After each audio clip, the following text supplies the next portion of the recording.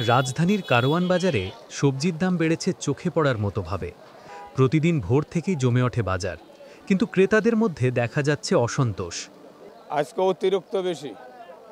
গত 2-3 দিন আগে কিনছি টমেটো কিনছি 100 টাকা করে, আর এই টমেটো আজ 180 টাকা। কি কি কিনছেন আপনি?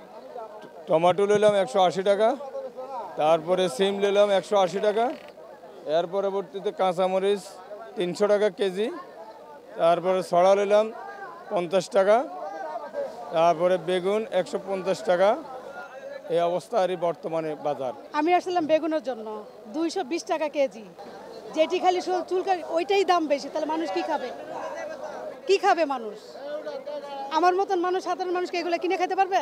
এই বাজারে আপনি এই কমের মধ্যে কি কিনছেন? মানে কমের মধ্যে শুধু মূলাটাই কিনছি 40 টাকা কেজি, যেটি গরু তো খানা। আগের তুলনায় এখন অনেক সবজির দামই বেশি।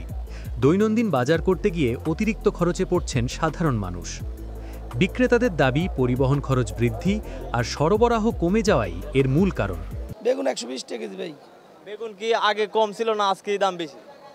আগে কি আজকে 1 মাস ধরে বেগুনের দাম বেশি, বাজার মালের দাম খুব বেশি, আমদানি কম ভাই। মালের দাম আজকে অনেকদিন ধরে বেশি। মাল মনে করে বৃষ্টি মালের দাম, সব মালের দাম বেশি। 100, 150, 200 টাকার নিচে কোনো বেগুন নেই। 140 টাকা কেজি। আগে থেকে দাম বেশি না কম? বেশি। পাইকারিতে দাম বেশি হওয়ায় খুচরাতেও রাখতে হচ্ছে বাড়তি দাম। সবজির দাম বাড়ায় ক্রেতাদের উপর চাপ স্পষ্ট। অনেকে আগের মতো কেনাকাটা কমিয়ে দিচ্ছেন। আলু বাদে সবকিছুর দাম একেবারেই চড়া মূল্যে বিক্রি হচ্ছে। আমি জানাচ্ছিলাম আজকের বাজার নিয়ে রাজধানী কারওয়ান বাজার থেকে। এই ছিল আজকের সর্বশেষ সংবাদ। Foyez Ahmed Mamun, family television, Dhaka.